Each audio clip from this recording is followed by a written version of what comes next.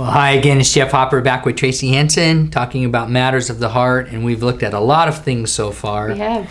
And I want to hit the practical here a little bit for a couple of sessions. I want to talk, first of all, let's say about a quaking heart.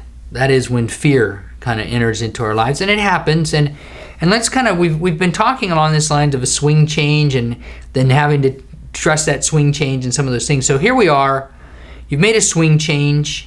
It's going so well that you get to a Sunday afternoon and there's a couple holes left in a tournament and you're a shot up. Mm-hmm. And certainly your heart is quaking.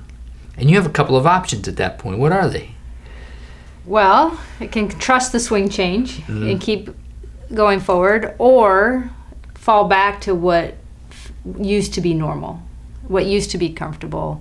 And it's a real struggle when you're in the midst of competition to not go back to what feels more comfortable, because it's not better, it's actually worse. And so to trust that uncomfortable swing change and to know that that's what's going to get you to the finish line. Trust what's new. Yeah. What's new. Yeah, interesting. Let's look at a couple of passages. Mm-hmm. In Genesis, the later part of Genesis, the last 14 chapters are basically taken up with the story of Joseph. And in that story, Joseph's brothers have sold him off, and then they've come back in time of famine, and Joseph's ruler of the land, basically, the functional ruler of the land.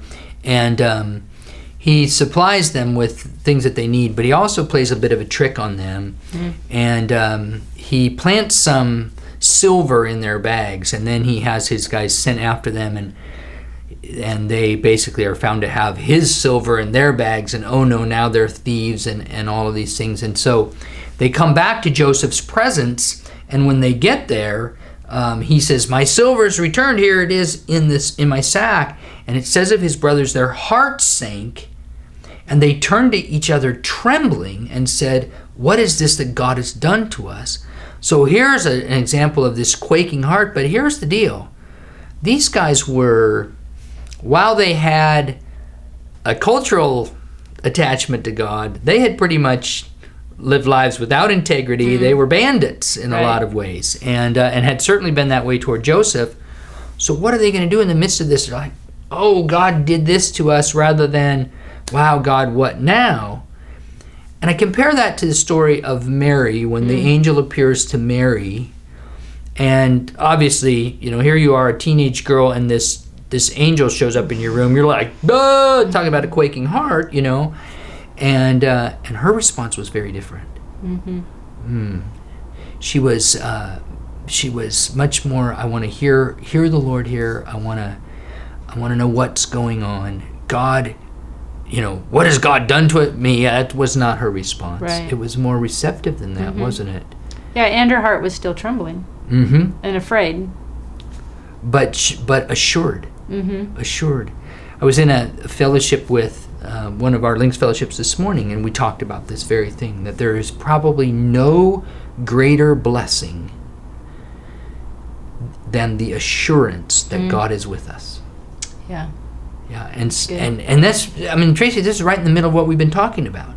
That Christ enters our heart, so he is with us. Emmanuel, like we laughed about a couple of sessions ago, that in terms of Christmas time, but now we're saying forget all the laughter part. This is for real. God is with us, and there's nothing more powerful than that when fear comes our way. Mm-hmm. Would you say? Yeah, it's making me think right now in the moment of our response is not so much the question of why, God, why did you do that? Why did God make this happen? But more of, okay, God, how can I be with this situation knowing that you're in control? And it feels bad and it feels scary, and yet Christ in me can help me move through the situation or the circumstance. And so that's a big difference of like, why, God? Like I'm gonna put my fists up against you, versus, okay, God, you're with me. I know you're with me there, and to stand on that insurance. Our life can be framed a lot of times in those questions, and there's such a big difference in how we respond based on how we frame the question. Mm-hmm. So if we were something of the way, why, God? That's one way, as opposed to, what's this, God? Which is just a whole different way of looking at the exact same thing of, I'm fascinated to see what you've got going on here. Mm-hmm.